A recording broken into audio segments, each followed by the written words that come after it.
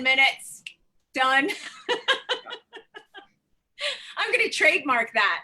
You'll see a video of just like half-assed yoga, on every level. I like that this is the intro to the conversation. So I'm here with Melissa Tears, and we're talking about half-assed yoga.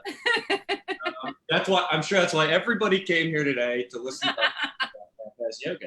But no, seriously, what we were talking. So quick intro. I'm Ross Gutler, CEO of the Open Center. Got Melissa Tears here, CEO of the Center for Integrative Hypnosis. World famous. And we were just talking about half-assed yoga. What we're actually talking about, we were saying it's so hot out today, the joy of working from home. There's a lot of shitty things about working from home. There's a few nice things about working from home, and that is to be able to, like, in 30 minutes, do a quick workout and take a shower. And you were saying you practice half-assed yoga. 10 minutes. Tell our audience, what is half-assed yoga? It's only doing the yoga poses that feel good, that you feel like, and for only the amount of time that you have the patience for. Yeah. And then, like, I do that kind of just ritualistically every morning just to get myself on the mat. And then I would go to a yoga class and be like, oh yeah, I don't really do yoga. I'd be like, oh, right, this is what real yoga is. Not my like little stretch out this muscle, make sure all the muscles are slightly stretched. Yeah, but don't you, well, I don't know how long you've been practicing for. I feel like the more I practice, and especially the more you pick up like other, let's call them meditative or yogic practices, it just becomes about the breathing. And it's not really about the movements as much for me. And so now I spent 2.5 months at home in quarantine with my parents in North Carolina. Okay. And my mom and I did 20 minutes of yoga and 10 Nice. minutes of meditation every morning. Wow. And it was fantastic. And I also, like you, used to go to hour and a half classes. And I thought, 15, 20 minutes of yoga will never be enough. And it is, though. It is if you do it. I mean, to me, if you can do 15, 20 minutes of yoga daily versus once or twice a week doing an hour and a half, I think the daily practice is better. Same with meditation. Same with, I teach self-hypnosis for New Yorkers. And I guess my half-assed yoga kind of gave you insight into how I think and process. But almost every single technique that I teach my clients, teach my students to teach their clients, can be done in under a minute. So I have perfected a few different self-hypnotic techniques. Wow. Where there's no freaking excuse. There's no excuse for you not to do it. It's like you can't find 1 minute, 2 minutes out of your day to do something that's going to, make achieving your goal that much easier and faster. Something that's going to line up your conscious, unconscious mind so that when you move forward, you're congruent. So that's kind of my whole motto. It's like, I'd rather you do 1 minute of, positive self-hypnosis than, every day, than doing, listening to something for 40 minutes once or twice a week. It's more the practice of it. It's more the constant repetition. We create our problems through repetition. And we typically don't take 45 minutes once a week to do our problem. Right. Our problem is pretty constant, whatever that habituated pattern is. And, in my world, almost everything that people come to me for is a habit. They don't think of anxiety as being a habit or even chronic pain as being a habit. But if you really look at what happens through repetition, whether you do something with repetition, feel something with repetition, even think something with repetition, you're creating a habituated pattern in the brain. And once that, your brain loves to conserve energy. So as soon as it can automate something, it will. And what happens is through repetition, whether even depression creates a habituated pattern in the brain. It's just easier for the brain to do that, to go down that path that's nice and well worn, and well used, than it is to forge new paths. Is that a heuristic? Would that worn path, that would sort of be the dictionary definition of a, okay. Yes.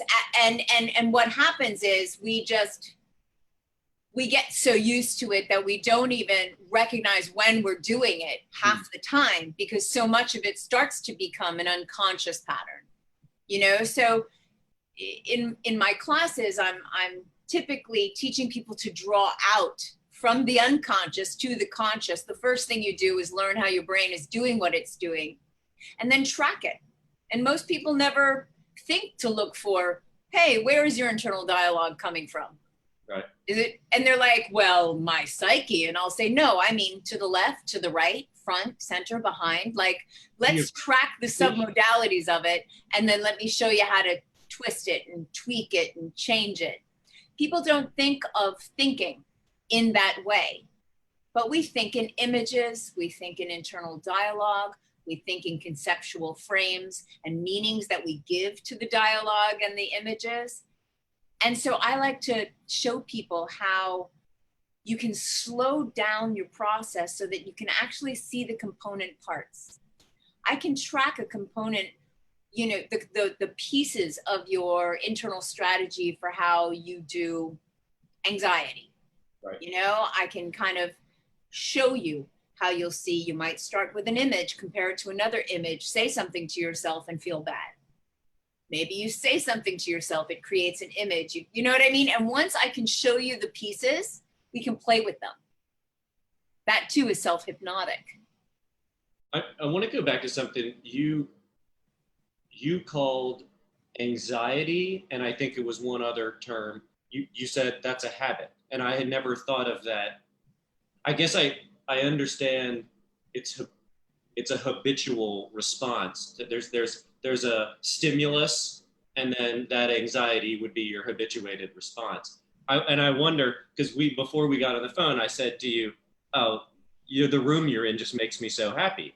And the reason it does is like, I love live music. Live music is like, I was one of those kids when we were 14, 15, we were just going to concerts all summer. And I still probably go see live music, I don't know, once or twice a month. So it's a big part of my life. Well, that was my life prior to doing what I do. I've been doing hypnosis in one form or another. I mean, professionally for over 20 years. But prior to that, I was doing hypnosis as a hobby, as a fun thing, as a way of exploring consciousness.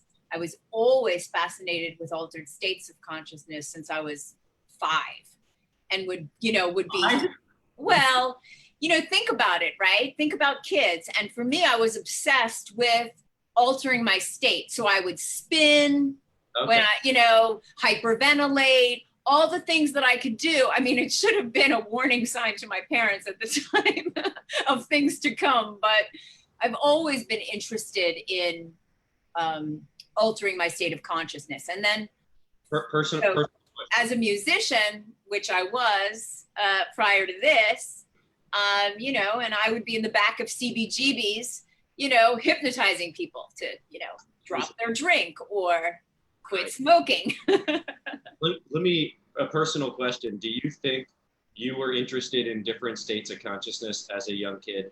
Were you an unhappy child and you wanted to? No, I was just curious. I would have very strange hallucinations when I would get a high fever. And I think I was always prone to that was terrifying. And I think I was always looking for ways to make it less terrifying. And so if I could start to control these weird things, maybe. But I don't think that I was looking to escape. I think I was just curious, and continued to be curious through my teenage years and psychedelic drug use and all of that. And then I became curious as to how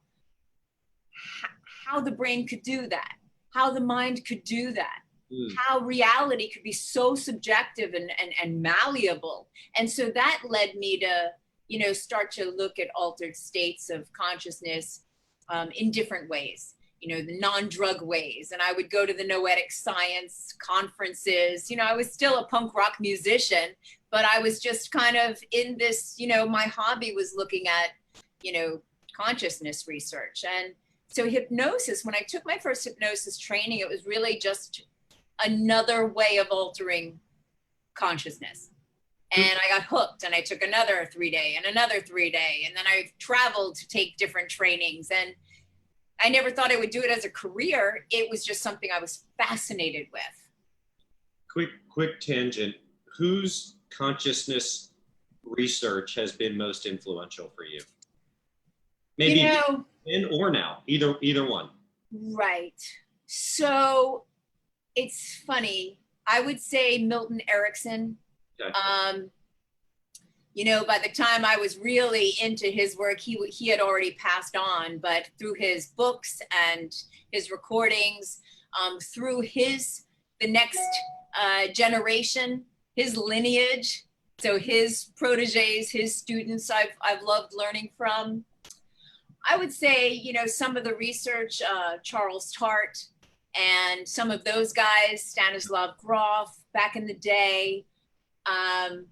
But for me, I combine all this work. To me, it's not just in the hypnosis camp or the neuro-linguistic programming. So we have Richard Bandler and John Grinder and the guys that developed, that. And, that's been a heavy influence in my work.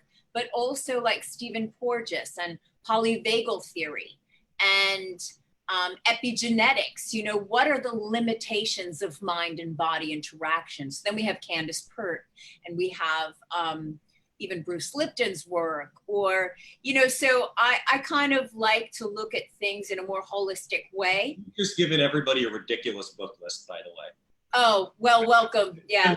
An amazing book list. I was actually hoping for that.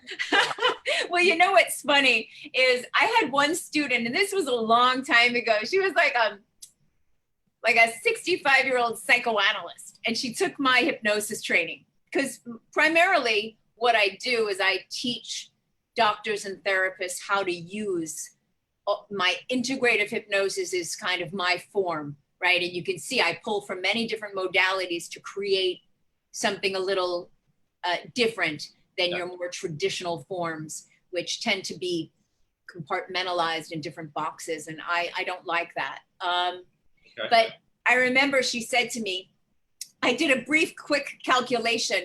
And, if I were to read all the books that you've mentioned just in our training, it would cost me $15,000. And I would say, well, step into my library. It's a lending library for a reason. I have a center on 29th Street. And so I have a bunch of books that people can borrow, because yes, I'm a bookie. Yeah. But if you look at someone like Stephen Porges and polyvagal theory, I think for anyone dealing in healthcare or even human to human interaction, you need to at least have some idea, even if it's just going on YouTube and looking up Stephen Porges' polyvagal theory. Because one of the things he talks about is neuroception. And I love that term. He coined it, I believe. And it's the perception of your nervous system that is actually outside of conscious awareness. So when I'm training therapists to do my work, I'm including how much of our interactions, even you and me, even over Zoom, right? How much of the interactions are outside of our conscious awareness.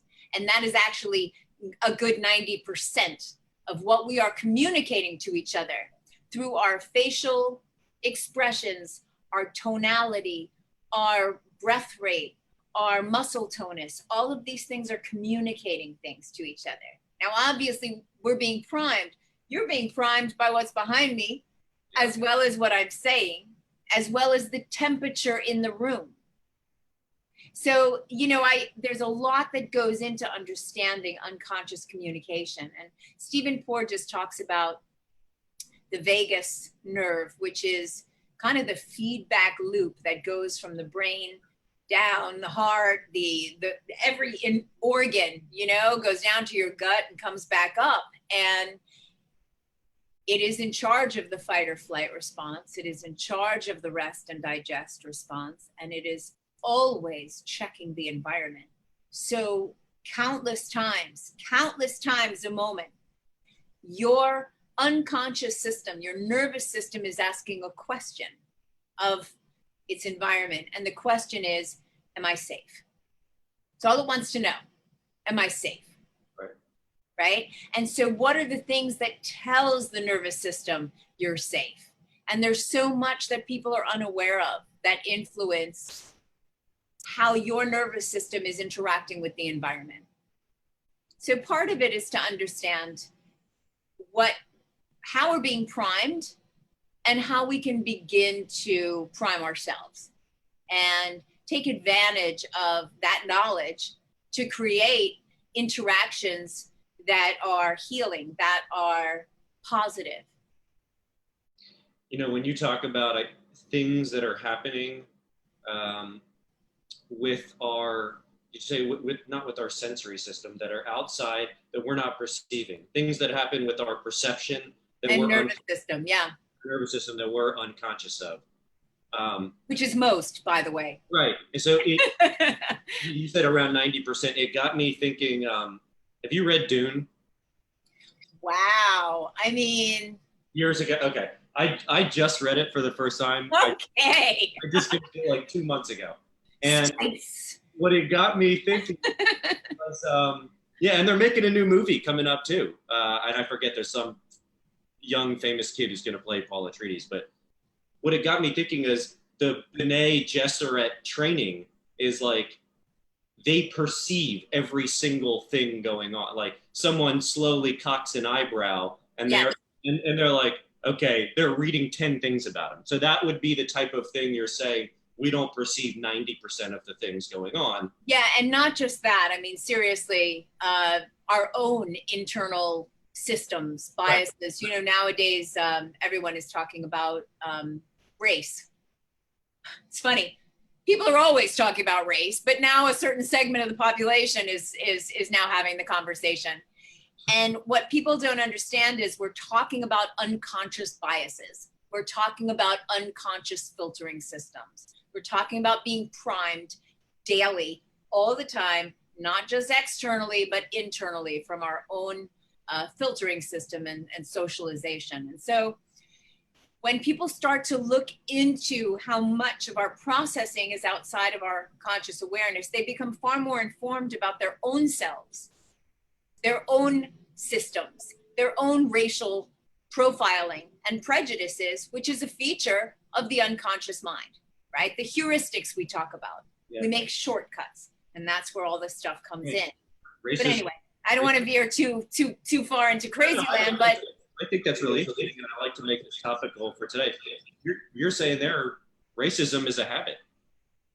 I'm saying it is so deeply ingrained, and it is not necessarily conscious, and it is subject to so many of our unconscious biases that are really meant to protect our ego, to protect our sense of self. Right? So we have confirmation biases that most people know about, and things like that, but we have so many more. I mean, hundreds and hundreds of filters. And so once we make a dichotomy, once we say, you know, racists are this type of person, they're the ones that are saying hurtful things and doing hurtful things. I can't be that, therefore I'm not a racist. And they don't understand unconscious socialization, priming, how much we're being influenced by the environment right now. I mentioned the temperature in the room, and I always do this I teach a class called Coaching the Unconscious Mind. And at my center, I make sure. Not our class, not this class. No, this class is Integrative Hypnosis. This is all about the rapid techniques that people can use immediately for themselves to change habits of thinking. I don't want to interrupt you, but I did want to say, because you mentioned, you had talked about a class where you work with a lot of clinicians and practitioners and therapists, but our class is actually people like me that want to learn to do stuff. Yes, and this is the difference. The Open Center is one of the only places where I teach a class designed for general population. So you can get a lot out of it if you are a therapist or a healer, but it's really meant for you to learn to change your own mind, right? To influence your habits of thought and to utilize everything that we know in order to make change easier. So I was talking about priming because I typically will drop a few things so it starts to get people curious. You know, part of my job is to throw out a bunch of seeds and see, you know, what different individuals are going to water, right? So if you look at, you had said it's really hot out, or if it's cold. So at my center, I'll encourage everyone to get a warm cup of coffee or tea. I have the best selection. I've got espresso machine, regular coffee. Ooh, I wish I could get Yeah, one. right? So that I can say, if you're holding a warm cup of coffee, you will rate me as being a warmer individual. That's embodied cognition. That's priming, and you would have no idea that the nature of you holding something warm has influenced how you rate me emotionally. Because we build on early sensory systems. Anyway, it's pretty interesting, and whether it's cold in the room will influence you. I mean, this is a good example of why you not only, when you see a news article about something, you not only need to read the actual study to see if it was a well-conducted study, but what you're alluding to is actually the conditions that the study was conducted in. Maybe as or more important than the way they did their blind. The facial expression of the person who is testing you. I mean, this is why the placebo response is a massive thing. And this is why sometimes, even when you're looking at double-blind studies, even when they have a placebo group, you have to watch out for the active placebo group. So, I mean, there's a lot. We are influencing each other in millions of ways through every interaction. And it's kind of cool to become a little more savvy about, you know, the things that we're. You're making me think about, I remember when I voted in the 2004 election, I was in Arizona, Phoenix, Arizona, in South Phoenix, and I went to a church. I voted in a church. And I grew up in a small town in North Carolina. There was a church on almost every corner. So I'm used to, and I'm Jewish. Like, I went to preschool at a church. I spent a lot of time in churches. So it wasn't off for me, but I remember thinking, isn't this probably somehow affecting the way some people are going to vote, that I'm in a church? And that's what you're talking, you know. The smells, I mean, it's all of it. And yes, what we know, I mean, look, we're primed to the most subtlest things. Right. So I won't answer your church thing, except to say yes. Yes, of course. But look at this one, right? I love this one. They have like a coffee area in a big, office building. And they have a little donation can, like put, just for supplies and coffee cups and stuff. And when they have a sign that says, here's the donation, drop what you can. And when they put the sign up with just flowers on it, and then for the week they counted how much they made. And then they put the sign up with just cartoon eyes on it. And they made 3 times the amount in donation. And I was doing a teaching in Ireland, and I went for a walk, and I see where they put all the bikes by Trinity College, I think it was, where there's a huge banner with these 2 eyes looking down. And I'm like, that is one of the smartest uses I've ever seen of this priming feature, which is, if you feel you're being watched, you will act more honestly. Right. Do you know that and I clean my center before every class, well, now for other reasons, but because the subtle smell of lemony cleaning will make everyone clean up after themselves, but also some research indicates it will make people act more honestly. Because cleanliness is next to what? Godliness. That's right, honey. We embody these metaphors. It's a fascinating topic, seriously. But we should probably talk about the class that I'm doing for you guys. I told you I've been doing this one through the Open Center when it was in Soho even.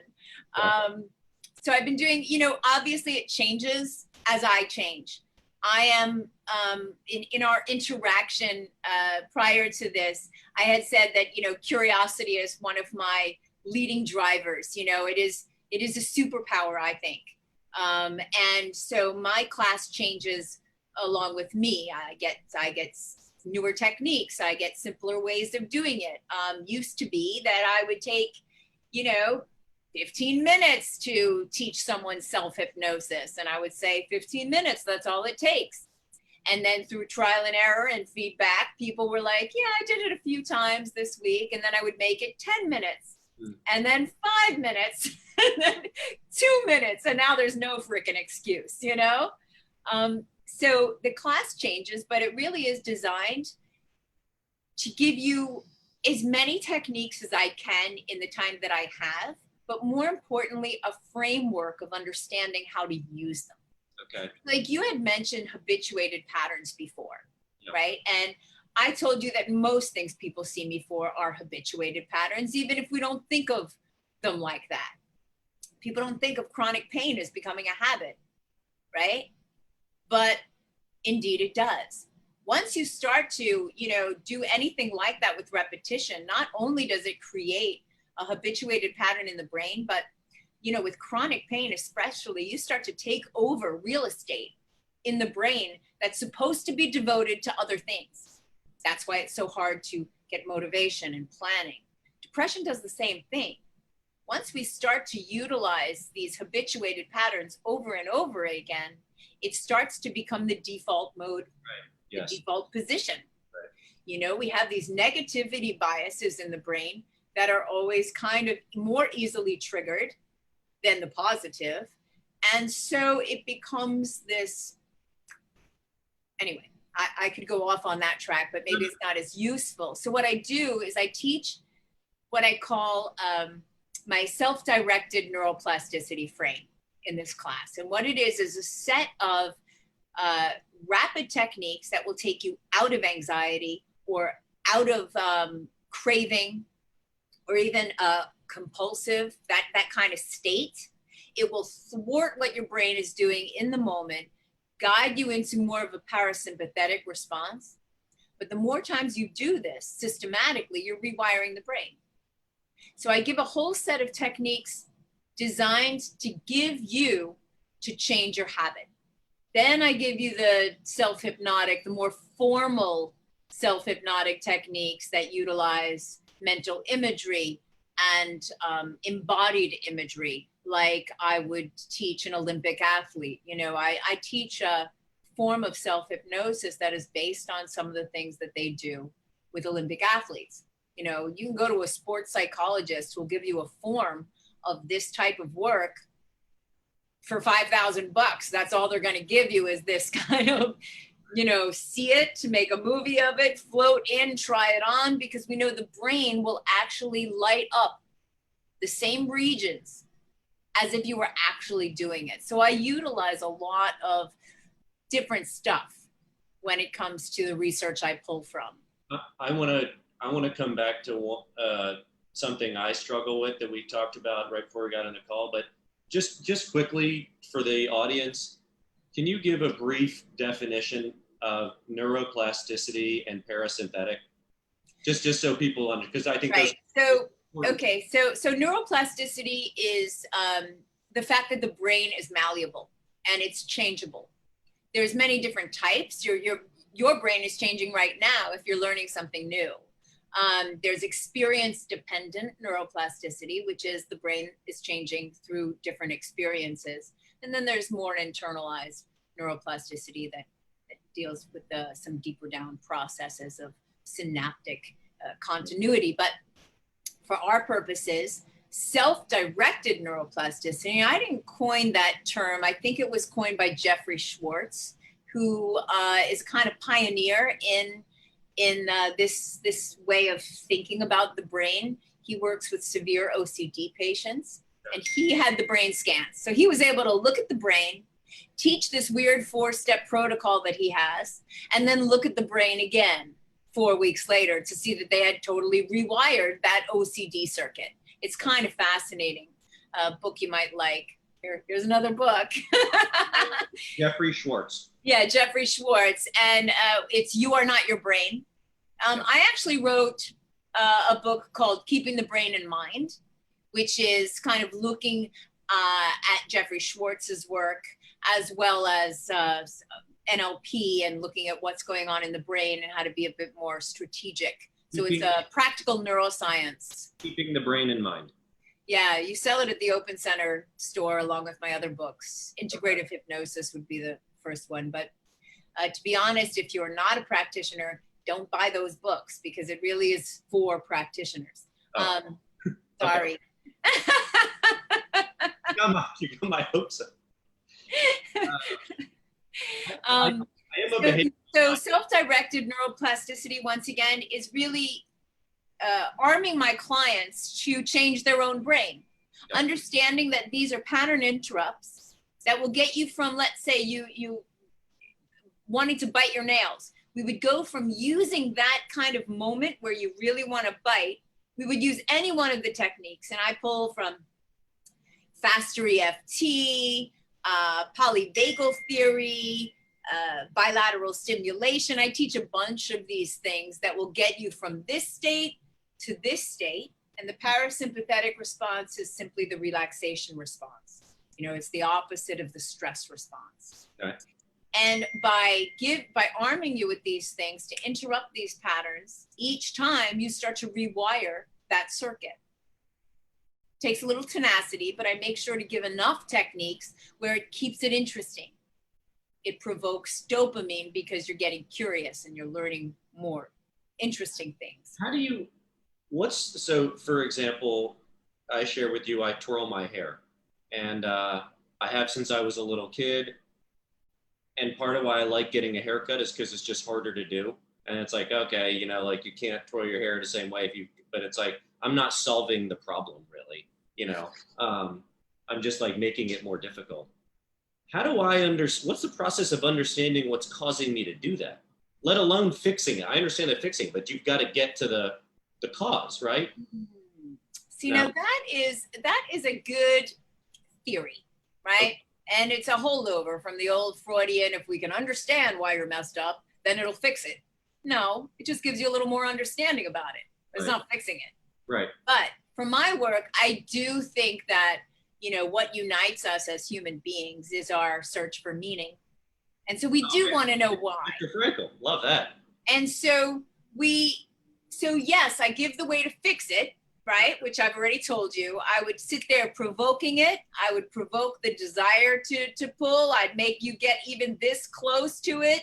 And then we'd interrupt it. And then we'd interrupt it. We'd interrupt it. But each interruption is lighting up different neural regions. The second thing we do is we look for the meaning. We go into hypnosis and I might ask for clarity. Now I can pretty much guess at this point in my career why, right? So it starts as a self-soothing technique, right? Especially if it starts when you're young. It becomes a self-soother. It becomes your brain, your mind's way of doing something that is comforting. But what then happens is it becomes a habit. We don't need necessarily to go back and say, oh, well, during this age, 4 and 5, you were nervous about X, Y, and Z, and that's why you looked for a self-soother, whether it's biting nails, you know, these are all self-soothing techniques. Because now at age, 40, 30. I am 40, good guess, yeah. Notice I quickly retracted. I was like, I can't believe how dare you miss that correctly. How dare you? 30, I mean 20, I mean, I don't know. Career is one of those people in the circus that guesses. So now it's just a habit. It's one way that your brain knows to soothe you. So I don't take something away without giving something better in its stead. Yeah. So for that purpose, I'm going to look for alternative ways to give you to self-soothe. I like the sound of this. I'm going to understand that unconsciously there was a reason, acknowledge that, so that we can then create different ways of, it's what we call the positive intention. What's the positive intention underneath the habit? And there always is one. It's doing something for you. Otherwise you wouldn't do it. Okay. Now, whether or not the same stressor, now, if you came to me and you were 5, it would be slightly different because something is currently causing this child to want to self-soothe. And my last book was on working with kids and teens. So for there, it's a little different because it's not just this thing that one time had a purpose and now has become a habituated pattern. I want to Now say, we want to deal with the purpose. my mother's listening to this. So everybody know I had a happy childhood. Mom, you did a great job, Mom. Loved So it. here's the thing about self-soothers. You don't need to be upset to soothe. It's comforting, right? Sucking a thumb. You know, these are things that are soothing. That's like the earliest one for almost everybody, right? For many. And it's just a soothing process. It's something that, you know, we can see people doing in you know, right before birth even. So these are things that you don't necessarily have to have too much stress or trauma in order to do these things. Right. So you're all right, Mom. Yeah. A professional said that. That's right. So, you know, so the course goes over a bunch of these things so that people can use whatever it is they want to change, and they can use a bunch of these techniques. You guys had done a video grouping for healthcare workers that I contributed to. And what I did was add in a bunch of these, like what is immediate? How can you get immediately out of fear? How can you get immediately into a calm state? And for that, I give a bunch of rapid techniques. So you don't even need a whole minute. Now I can show you a couple of them. How much time we got? I would say like 5 minutes. Oh, so here's a couple of good ones. Yeah. But we however much time we need. Unless you have some more questions, in which case I do get to the meaning. We do cover some processes where I give people, we go into a kind of deeper state where you can then kind of look for meaning and clarity from your own unconscious processing. So I teach 3 basic forms of self-hypnosis in this class, along with all the other self-hypnotic techniques. And one is designed to use mental imagery, right? But it's kind of like what the athletes are using, what Tiger Woods uses, Michael Phelps uses, Olympic athletes use. But it's on steroids because we do it in trance first. So in a state where you're more open to your own suggestions, which is really all hypnosis is. It's a state of focused awareness that creates a state of heightened suggestibility.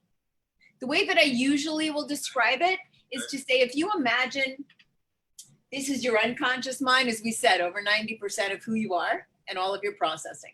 And on this side, your unconscious side, is where all of your habituated patterns are, your value systems, your beliefs, the things that you have just kind of practiced enough where it goes automatic. But even your emotions, right, come from this place where the conscious mind is that kind of like the director, the analytical mind, the part of the mind that has time, right? So you can dream of the future, ruminate about the past. The unconscious mind, all time is now, because it's a sensory-based system for the most part. So what we do is in hypnosis, see, without hypnosis, you make a suggestion, right? I'm going to stop twirling my hair, and that bounces off the wall, because twirling your hair is a big habituated pattern that exists here. And if this suggestion doesn't agree with that, it just bounces off the barrier. Now you could change it without hypnosis, but you'd have to be tenacious. You'd have to be like, I'm not twirling my hair, I'm not twirling my hair, I'm not twirling my hair, I'm not, and pretty soon that becomes its own pattern. But if you come to learn hypnosis, then we go, psht, and our suggestions go right in. So I teach a bunch of different ways of knocking the barrier aside. Yeah. So that our stuff goes in. And you had said earlier about anxiety, you never thought of it as a habit. Well, I'm going to go one step further and say, I look at it as a powerful hypnotic state. Because anxiety, look, just like the fight or flight response, this barrier gets knocked aside, but it gets knocked aside from this angle, from the unconscious mind. In other words, fight or flight comes on to protect you, and it's outside of your conscious awareness. So it's literally like your unconscious mind goes, I got this. Right. right? Because it's faster. It's always faster than the conscious mind. It has a way of activating your amygdala and the whole sensory system to get you out of harm's way before you even know what the hell is happening consciously. So anxiety does the same thing. In an anxious state, you become highly suggestible because the barrier gets knocked aside. And so think of what people say to themselves when they're anxious.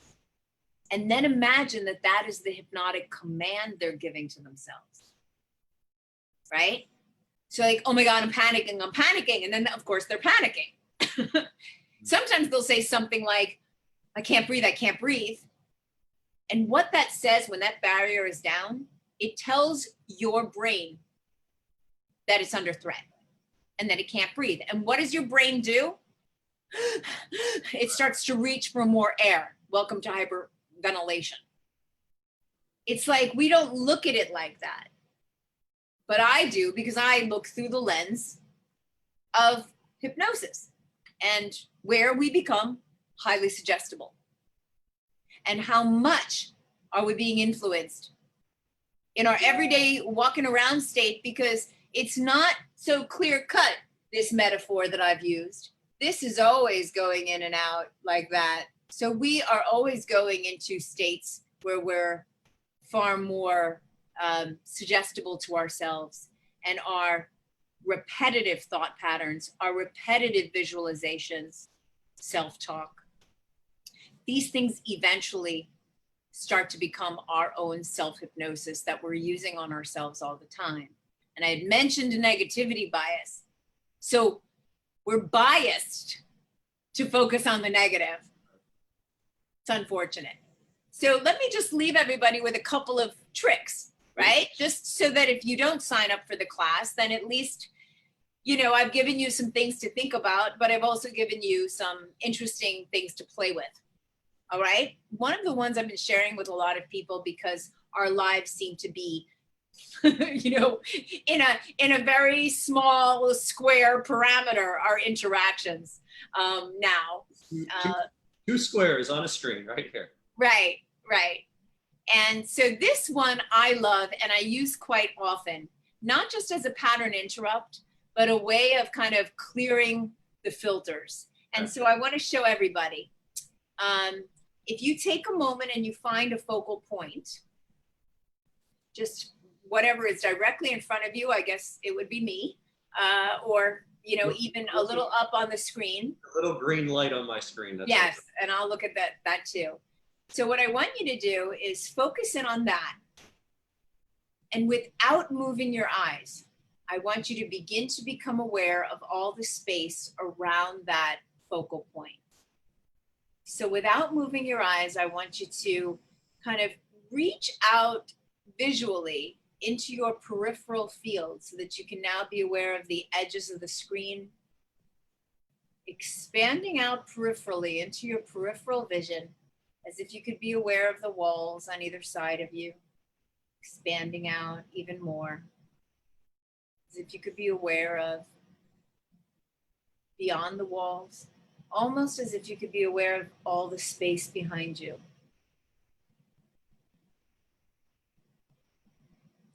And then bring it back into focus. What was that like for you? A meditation teacher of mine. That's what I was feeling. Okay. Now, what I like is you hesitated to answer, and here's typically why. By shifting into peripheral vision, right? It tends to stop internal dialogue, right? So it goes a little quiet inside. For a lot of people, it also, you'll watch their shoulders drop as you seem to access the parasympathetic response, okay? Now there is some research in the other direction that sympathetic arousal and foveal collapse vision go hand in hand. So the opposite, I'm hallucinating, is also true. I think I read it in a study, but I can't remember where. So I teach this as a way of interrupting my own internal dialogue, and I use it all the time. You know, if I'm on a plane and there starts to get turbulence, you know, I look at the screen in front of me and I shift out. and I've been sharing with everyone, it's my new motto: shift out and shut up. Like, that's my thing, shift out and shut up. Because I, like everyone else, can be easily triggered into these unhelpful internal dialogue loops. I mean, since, the election, I can't. So I'd be walking to my office and I would find myself seeing a headline or something that would just send me off. And I've got to help people. So, so the back of the person's head in front of me can become the focal point, and I shift out. It's interesting. We were talking about psychedelics before, because that reminds me of the Tim. Were we talking about psychedelics? Well, we talked about alternate states of consciousness. Right. I'm just kidding. We didn't actually have the conversation. It reminds me of the Tim Leary, tune in. Tune in, drop out. No, there's another piece. Third. No, it was tune in. Turn on. Tune in, turn on, and drop out. And drop out. Yeah. Well, I'll tell you, the whole new resurgence of psychedelics. This is the Melissa Tierney. So, I teach a class called Hypno-Psychedelics. You do? What? Yeah. What? And it's like, how can we take what's, the benefits, and I don't necessarily mean the trippy dippy. I mean, yeah, the visuals are cool and stuff, but I mean the after effects. I mean, what's happening in people when they have these experiences that change their entire world. It's a way of shaking up the typical neural patterning. It really just shakes the brain on some level, so that people will have a problem for 40 years, addiction, and then have this one dose and then just be like, So I'm like, why is that happening? I'm kind of very interested now. I can kind of understand what's happening in a synaptic level, biochemically speaking. But what's happening on the macro level to create such massive change? So it's just one of my fascinations. And so I started to create this class that I was supposed to be teaching next month at a conference and had to cancel, obviously. But that'll be in the works soon. Maybe I should do that one for the Open Center. My God, I would love to take that class. I would, Melissa, it's because you could do it without the drugs. Yeah, you just meeting you today, we talked earlier about curiosity, and I have a teacher named Neil Allen that I'm going to have on this later, and Neil talks about curiosity. Joy and curiosity are the same thing, and you are so curious, and I find you. I'm like, I just assume you're a very happy. You seem like a very happy person. You're such a curious person. I appreciate that about you. I'm pretty happy. Curiosity. Here's one of the things I really love about curiosity. Besides, obviously, it creates dopamine. It creates neurogenesis. We grow new neurons when we're, curious and excited and locked in. But also, you can't be feeling simultaneously, and I've tried. You can't really be feeling fear and curiosity, or even anger and curiosity. Like, I always joke, regardless of my father, when he used to be mad at me and be like, I'm curious as to why you thought it was okay to come waltzing in at 2 a.m. And I'm like, he's not really curious. Yeah. That's not curiosity, is it? Curiosity is how I was that kid. Curiosity is how I want to take every class you offer. That's curiosity. Oh, that's good. That's good. To me, this is what I love to do. So it's not just my career. As I told you, when I was a rock and roll musician, hypnosis and consciousness research was my hobby. So it was really when I kind of got pregnant that I thought, oh shit, my days of stomping around,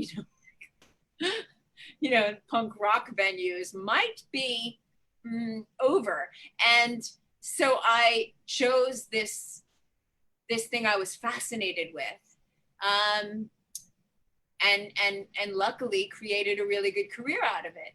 But why I love it is there's no cap on this knowledge. There's not a single time, Ross, where you and I would have a conversation even 20 more years down the road, and I would say, I've reached the lid, right? I know everything there is to know about the mind. Like, we don't even know, like, what is consciousness?